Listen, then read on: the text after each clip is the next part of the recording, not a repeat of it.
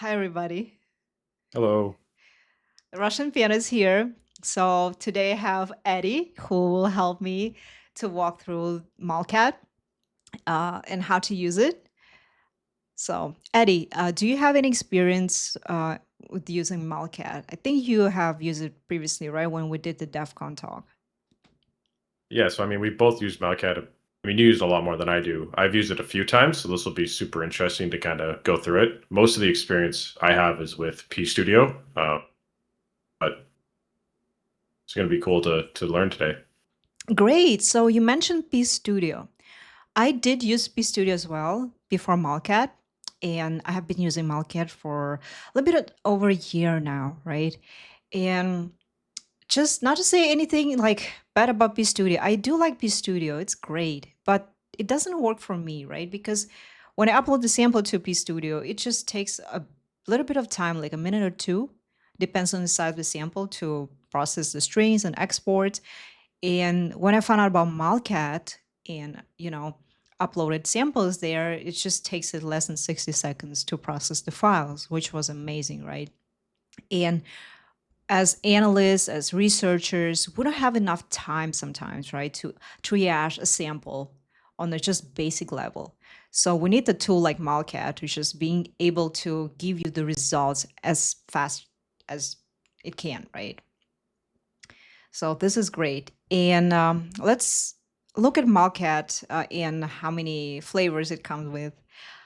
So Malcat comes with three flavors: Malcat Light, which is a free version, and free version is pretty good also for beginners, right? You can, um, see the Yara rules that Malcat has, and which they have like about 2,400 rules in their database. You can run the Python scripts. It identifies the files that you upload. And for the full and professional version, personally for me, I use the full version, which is 50 euros, around 50 euros. And I think it comes with like 3 or 4 licenses that you can spare. Um, so for the full version, right, it's enough for me to, triage the samples, and it already comes with Casa code that we'll talk about later. It's amazing feature that Malcat has. I really love it. It extracts the Python archives, the scripts archives, right? InnoScript and NSIS, which is amazing as well because we've seen a lot of malwares that, are coming built with PyInstallers, right? The tool that converts Python scripts into standalone executables. And we've seen a lot of malwares with InnoScripts, and we've seen a bunch of malware with NSIS, packed with NSIS. And I'll walk through like some of the examples today with you. So, enough about like talking about, the whole thing here, the overview of the tool. We're just gonna jump right into it. Eddie, do you have any questions? Yeah, I think just in summary there, right? One of the cool things that Malcat does well is it really has just combined a bunch of cool features into one UI. And a lot of the times people try to do that and it often turns out to kind of a mess. But as you'll see here with like the walkthroughs we do, um, Malcat does that quite elegantly, right? So you don't really notice that this is, a bunch of tools into one. It just kind of works, which is quite good. And that is to say as well, right? This isn't a sponsored video or anything. We're not getting paid to say anything nice about this, which is probably good to prefix there too. Yeah, totally. So, well, what I was going to say here, you were mentioning something about the before that, before the we're not advertising something. Oh yes, Malcat has everything right bundle inside it, so it's like having a Swiss knife where you can just use it for multiple purposes. And I'm taking the easiest sample right now, the still C sample. So I uploaded to Malcat, and as you can see, it shows you the metadata, right? Too. So sometimes malware developers forget to remove their PDB path. And you can see that in metadata. You can use that information to pivot further using VirusToler, for example, right? To find the relevant samples that were written by the same threat actor or malware developer. And we also see here the Yara signatures. The Yara signatures are amazing in Malcat, right? They are pretty generic, right? So they don't tell you like, hey, this is still C, this is Luma stealer, right? They tell you that this is a browser stealer, which all that the user needs to know that it's stealing something, right? And later on, they can go and just, for example, Casa code down here, as you can see that I'll walk through later, tells you what malware family it is. So browser stealer, okay, you can click on it and let me move myself here a little bit. Perfect. So you can see here, like what a pattern match the rule. So you can see the Brave browser using the matched on the user data folder, Chrome, Edge, right? So, and you can see like the compilers, so what programming language it was written in, and they have like different multiple rules for that as well. And down here, let me move myself. Oh my God, just moving the right window. All right, moving myself, not the Malcat. Great. Okay, so down here you see the CASA code, right? Let's look. Let me tell you what CASA code is. Let's look at actually the documentation on Malcat. So CASA code is a remote hash lookup service, right? So imagine like it's a database where it stores the malware samples, right? And with like multiple functions, and then you query the database of the CASA code and it tells you like, hey, I found the similar functions that this binary has, and I think LumaStealer has it, or StillC has it, right? Shows the similarities shared between the malware families and would help you greatly in creating the YARA rules as well. So it really speeds up the reversing process because it will find the similar functions that I've seen before. And I think integer have something similar to that, right? Where you would find like similar functions or codes and tell you like what malware family it is. So Malcat works the similar way. As you can see here, we queried the CASA code. It automatically queries the CASA code database when you upload the sample. And it tells you like, hey, that's like 68% match on still C, right? And it tells you like what functions matched with that, like these functions, for example. Oh my God. Uh, so I don't know if it's a bug with Malcat because like when you like try to open a function, it just crash, you know, on me, and it is pretty annoying to be honest. So That's all a I pretty consistent issue you've been having, right? That's nothing new. It's been around for a yeah, while. yeah, it's been around for a little bit for me, and I don't So know. So you just have to give it a time and be patient with it. When you like, yeah, don't click too much around because when you click around, when it's processing the files, it might crash on you, like it did on me. And now I'm trying to adjust my window to the right size. That's what she said. All right, so let's use while you're this. adjusting that window, let's talk a bit just for some of the new people, as you mentioned. Like, when do you use Malcat? Is this like the first tool you use? Is it the last tool you use? What does the workflow look like? Yeah, so I use it every time. Like the first tool I use whenever I analyze the malware samples, I always use Malcat first, right? Okay. Because I mentioned it gives me a lot of wins, right? Like why open in IDA when Malcat can tell me it's still C, and I don't need to like look at the nasty like assembly code, right? And um, yeah, it's really great. It's like speeds up my work like so much faster, right? And I guess that just goes back to like in the industry as well, right? I mean, it's really cool to share the attributions and do all the hard work, but also, right, if the client's being compromised, knowing that it's DLC, I mean, the job's done. We know the tactics, we know the Oh yeah. techniques, and we know what they're going after, right? So we can kind of just jump right into the incident handling portion of it, right? So that makes a lot of sense. Yeah. So for SOC analysts, right, or like incident handlers, they don't care about just sitting there and just for hours trying to reverse a sample and write a report, right? We don't care about that. And all we care is to get the IOCs, right? To identify the sample, the stealer, right? And give the remediation steps. That's it. which is more than enough, I feel like. So let's see, Casa code.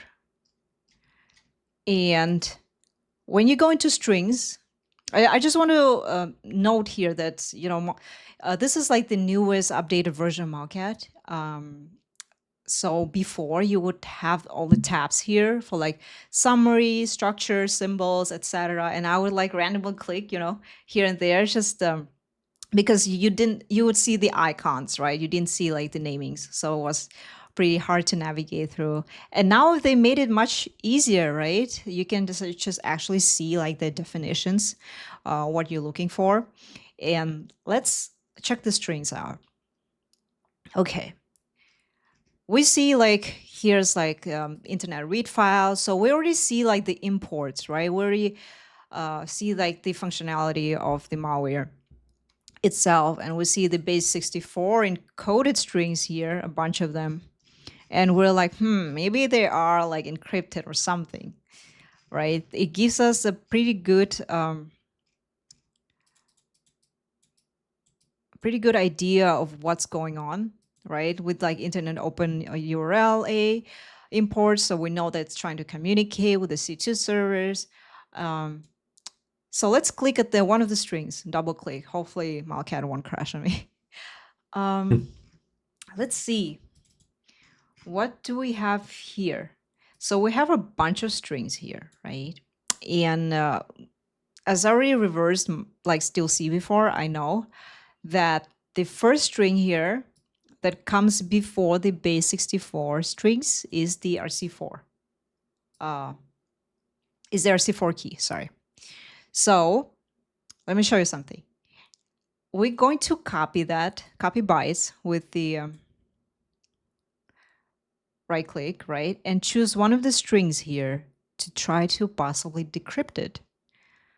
Let's see. Let's choose this string, for example. Click on transform. Great. Now we brought to the transform window. And it looks hectic as hell, like, but it's cool, right? Because you see like you can like decompress the files. You can decrypt them with like RC4, RC2, AES, Blowfish. Like it's great. It's just like having CyberChef here as well, right? It does everything for you. So let's try to like decrypt the string here. First, we exactly what I was going to say too. It's like having built-in CyberChef without having to actually, configure it yourself. Yeah. So first, you base 64 decode the string, right? As the first recipe, like you do it in CyberChef, and then you apply RC4. You paste the bytes that you copied, and here you go. You get the decrypted string. Get computer name. How great is that, right? So you're like, it's not like, not as well as writing IDA Python scripts, right, to decrypt all the strings, but it's handy to have. It's pretty cool. Let's see. And yeah, that's one of the features that I wanted to showcase. And you didn't have to leave the tool at all, which is, again, it's super handy to just like focus on one window, just do the tasks and just kind of go through it, right? Yeah, it's great. So it can also run the Python codes that I told you, Python scripts, right? It just gave you the example, like a basic Python scripts of the file analysis, like P file analysis. So you can run whatever you want here, like without opening, like command line and running Python, which is another great feature. So let's talk about Kappa, because we saw Kappa somewhere. Here you go. Analyze with Kappa. So it comes with Kappa, which is great, right? You don't have to run in command line anymore. Like I used to do that all the time, remember? Like, before like finding out that I actually can run like Kappa plugins in IDA or Malcat, I used to like use command lines and run Kappa. So you can analyze the malware with Kappa. And let's try to do that. It's running, it's loading.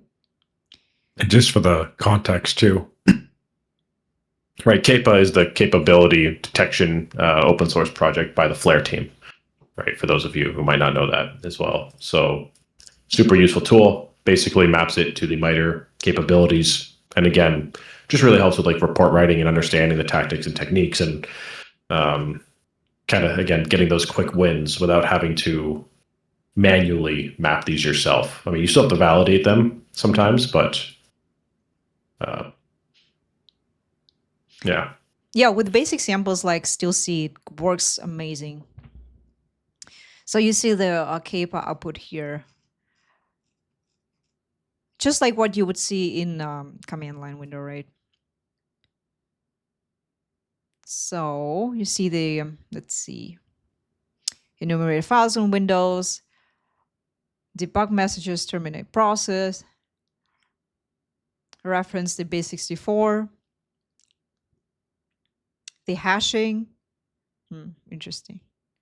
And you can like pivot through each, detections into, into the functions here, right? From each detection. Then, and hoping it won't crash. Okay, it didn't crash. So you see the disassembly view here. You can like use it to like, if you love to read assembly code, right? You can just view it in Malcat as well. And I do think that disassembly, it also has the source code view, which is, it's gonna decompile this as a source code view. Look at that. Builder V2, still C. Wow. What a giveaway. Hell yeah. I like easy wins like that. When threat actors just like don't remove strings or don't obfuscate them. So you can see like, right, the source code, right? It's like or pseudocode, not the source code. It's like having IDA or like Ghidra, but in Malcat. How crazy it is, right? It's just a small little tool. It has everything. All right, enough about still C now. Let's talk about other samples. So while that sample is loading too, you do have a full blog on the entire Steel C, right? I think Autopsy of a Failed Steel Stealer, which is on the Track Labs Medium too. So if people are interested in, seeing all the steps that were taken, the rest of the details are on there as well. Yes, thank you for mentioning that. Really appreciate it. Let's look at the supper sample. Supper sample that is being dropped by Vanilla Tempest or Vice Society, threat actor group, right? Or you also know, if you've heard before, Good Loader, right? They love using supper. Supper sounds. I'm so hungry right now. Speaking of supper. Yeah, who doesn't like supper? Supper. Yeah. So this is when we're gonna test the Yara functionality here. So let's test the Yara. So you were saying earlier, Yeah. it's got 2,400 rules, but you could also add your own rules in too, right? As you kind of go through and explore the sample. Very cool. Oh yeah. So I was like beating my head against the wall, like trying to understand why I could not add the freaking Yara rule, right? From the files that I had on the system. Apparently it works this way. So you go into the Yara scanner, right? Supper is the SOX processing backdoor, right? And from the recent analysis that I published, you can check out the Hunter's blog. I mentioned about the obfuscator that they're using. So to be clear, this obfuscator is specifically used by Vanilla Tempest and Vice Society threat actor group, right? And I call the obfuscator tech shell. So the supper is obfuscated with tech shell. And let's try to add our Yara rule in here manually to see if it would identify the obfuscator. So what we would do is we need to look for the obfuscator, like any obfuscator here in the Yara database. Let's take this one, right? Obfuscar. So you click on create a new Yara rule, right? And here you just add the name of the rule, right? Do not modify this file, the Yara file. Do not add your own rule because it's your rule will be added to the packers.yara file.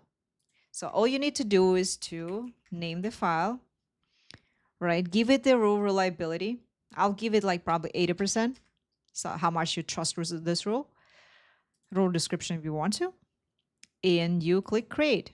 And it will create at the end of the file of the packers.yar, your rule, right? So you can modify it in here in a text editor. So let's add my rule in here. The You might want string. to readjust our cameras too so we can see them.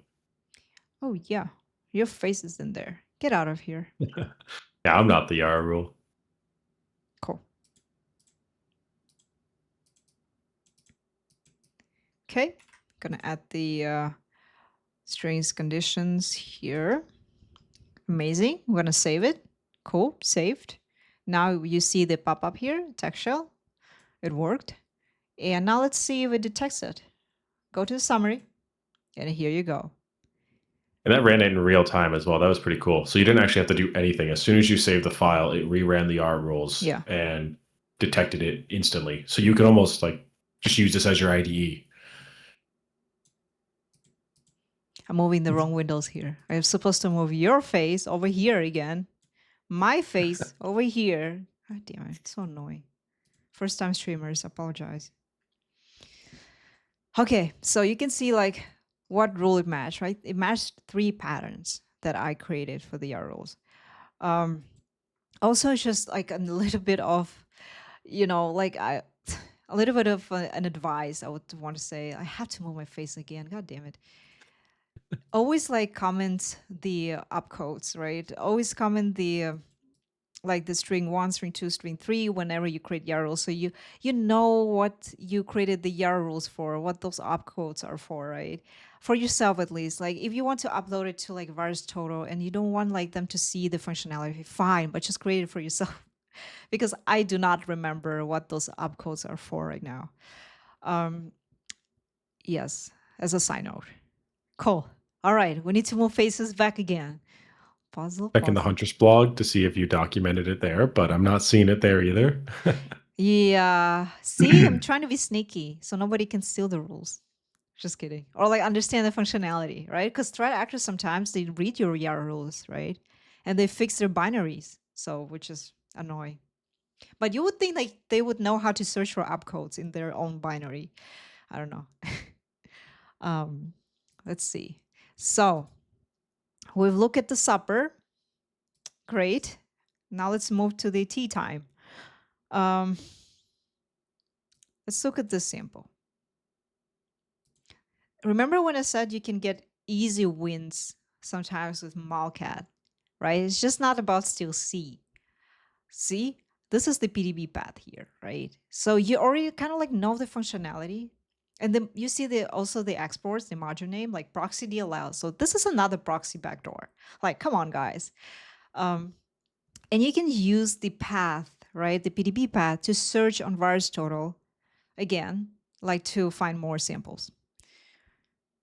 So let's look at the strings now.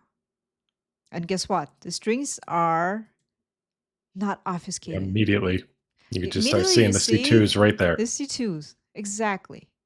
You see, when you double click on the strings, you see like the C2s right next to each other, right? And you see like all the functionalities of the backdoor, right? So it's like fingerprints your computer, like operating system, domains, and the username. Like it is really like an instant win. So you get the ISCs, call it a day, right? This is what I like about Malcat. It's like oh, so easy. With the macOS sample, so I think Malcat recently added this support for macOS, right? Not the macOS, like you cannot use Malcat on macOS. Just want to clarify, but you can run macOS samples on Malcat, right, to analyze. So I want to say like how I analyzed like macOS samples before. I had to like unzip them, right? I had to like use 7-zip to just like, to drag those freaking files out and analyze each of them. And Market has already carved all those files for you, as you can see here, right? So you just like save them, dump it to a file without like having to use 7-zip or anything else, which I really love. Very, very convenient. So now let's look at the smoked ham. Oh my god, I'm hungry again. Why are we talking about food all the damn time? Um, so smoked And ham. so, yeah, so this was the backdoor that's what been around since 2019. It was distributed by, I believe, Unc 2465. I think Mandiant was the one who coined that Smoked attribution. ham, right? And then, if I recall, what they gain access to environments through masquerading. Yeah, through the Trojanized installers like PuTTY or advanced IP scanners. And as you can see here, they also use EV certificates. So they fraudulently obtain the EV certificates and sign their own payloads, right? So it bypasses the UAC and smart screen, which is known to be used by a lot of other malware families besides smoked ham. Smoked ham. And yeah, I did publish the research and blog on smoked ham that I'll link under the YouTube video below that you can check. So, smoked ham. All right, let's look at it. Let's look at the Yara signatures. Look at that. NSIS installer, right? Smoked ham is known to use NSIS installers. They've been using it forever and they love it. Uh, then they barely they never changed their like TTPs at all. Like they use the same like techniques all the damn time. It's so easy to find them on VirusTotal. Um, so before I had to like use special tools to extract the files from the NSIS installers, and now guess what? Like Malcat can do it for you, which is awesome. As you can see in this window here, right? You double click on NSIS and it goes through. Magic happens, right? There's like it shows you the setup configuration for the NSIS. I have to say it right, and the files that are contained within the NSIS installer or the archive, whatever you call it. So let's double click on the setup. So the setup file, it shows you already another Yara signatures, right? It's the auto run key. It's like persistence. What MITRE number is that? What MITRE technique is that? I have no clue. Me too. I don't know. I don't know. I was going to be quizzed on this stuff. Yeah. Okay. So Probably run checking the Kappa. strings. Oh yeah. I don't think Kappa can run on the NSIS files. I think it's only binaries, like Windows binaries. Um, so strings, setup configuration. What do you see here? Smokeham have been using this gbg.exe for like over a year now. They haven't changed anything. So they encrypt their files, right? And as you can see here, the passphrase, like how they decrypt their files, 1, 2, 3, 4, 5, 6, 7. Come on, guys. And the setup configuration would also tell you like what files it's trying to like decrypt, right? Update full, cert.txt. In this case, you can see that the Trojanized installer was nmap because you can see the decore installer here, nmap setup.exe, right? You can see also the Python code, the malicious Python script, not the Python code, the script that is contained within the update full file, what I would think. So you can see like pretty much the whole functionality here, right? You can see like the registry run key here for persistence that Yara detected.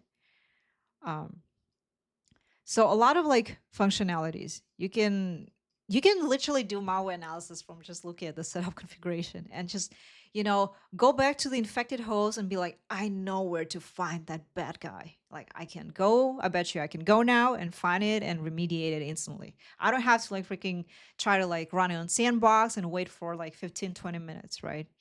So cool. And you can also see like you can just keep pivoting, right? Like you can double click on 7zip file, the archives, and see what's inside. You see those GPG encrypted files. See, great. And then you can check what fullsoft has. What fullsoft has? The same thing. Come on. Okay. Cool. Yeah, this is a little walkthrough for NSIS files or smoked ham. I don't know if we revoked the certificate yet for smoke ham, but maybe we can do it later. because that's a pretty new sample that was uploaded like a month ago or so. Okay, let's look at what we're going to look at right now. Let's look at our last sample today, the Python, the PyInstaller one. Okay. So, like you have to use like certain tools, right, to extract the Python scripts from the PyInstaller files. And Malcat does it for you again, right? I keep giving Malcats all the credits. Come on. But it's actually really good. So you can see the PyInstaller file here. Double click. And what do you see here are the Python dependencies for the malware to run. And you see this weird like Windows Defender file within the extracted files. Like, what the heck is that? Is that the Windows Defender like script or something? Double click on that. Great. What do you see here? Oh, the file name is Windows Defender.py. You know what it does it?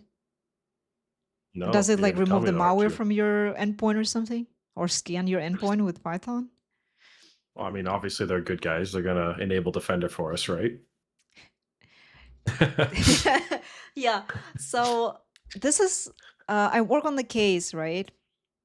Late at night, and this file was dropped from like one of the Screen Connect malicious Screen Connect instances that was running on the host.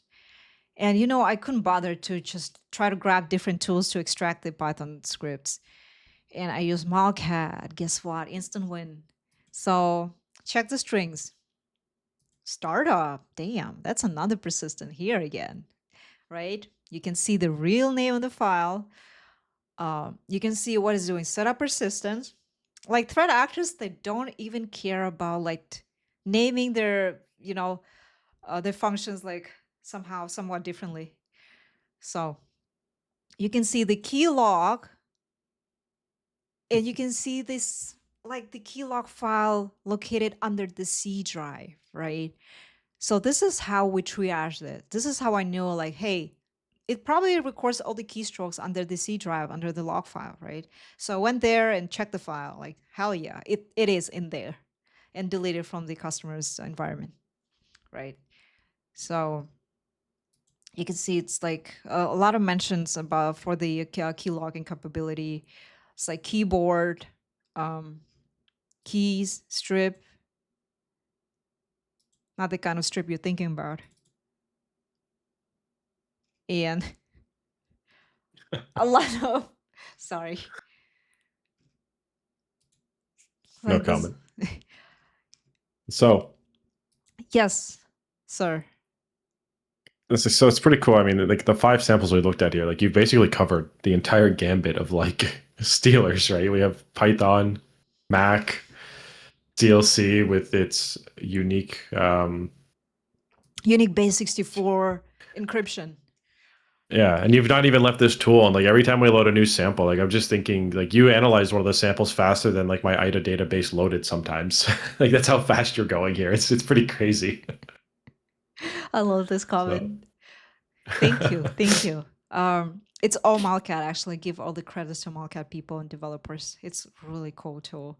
And I recommend everybody to install it, use it, enjoy it, get them wins, instant wins.